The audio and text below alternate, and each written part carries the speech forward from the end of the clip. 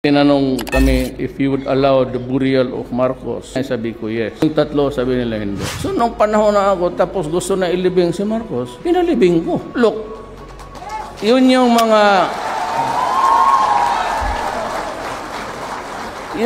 yung promise ko. Kaya kung ayaw ninyo yun, hindi sana ninyo ako binoto. Anong klase ito? As president, kayong mga taga-human rights, I build a country. Hindi ako police. I look after my country. Paski ganito lang ako, I love the Philippines. I love the Philippines and I love. Diba sabi ko sa kampanya, why am I here? I am here because I love my country and I love the people of Philippines and especially the beautiful Filipina.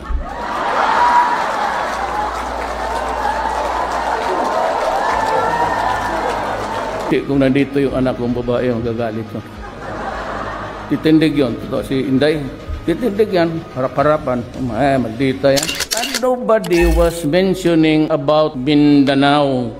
Taga Mindanao kami. Kung nagbubumbahan doon dito sa Pilipinas, nauuna kami. Simbahan, airport, Pantalan. So, I'm extra scared ako noon. Kung walang tao na magtutok. Yan lang ang promises ko. Yung mga durugista, do not destroy the future of the Philippines. Tapos, ilagay ninyo sa alanganin, isyabo ninyo, tapos maging gonggong na. Pagtanda ko, sino ang susubo ng lugaw sa bunganga ako? Kasi 1/3 ng halos mga anak ng OFW sa droga. That's the survey of government. Sabi ko, putang ina ninyo.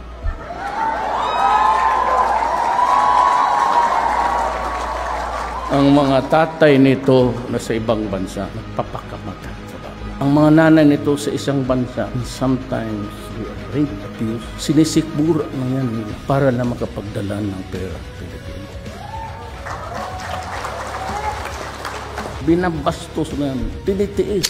I am a president for peace. I cannot be a wartime president. And I cannot afford to fight with anybody, especially to wage war against my own people.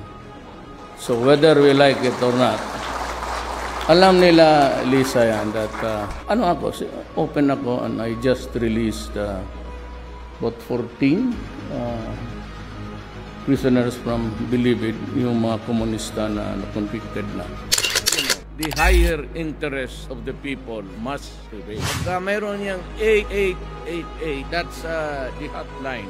Sabihin mo lang, kung ayaw mong sabihin mo yung taong nirereklamo mo, ito si Juan de la Cruz, pabalik-balik ako sa opisina, kukuha ng permit o clearance, at pabalik-balik na lang ako, ang hanggang ngayon wala pa.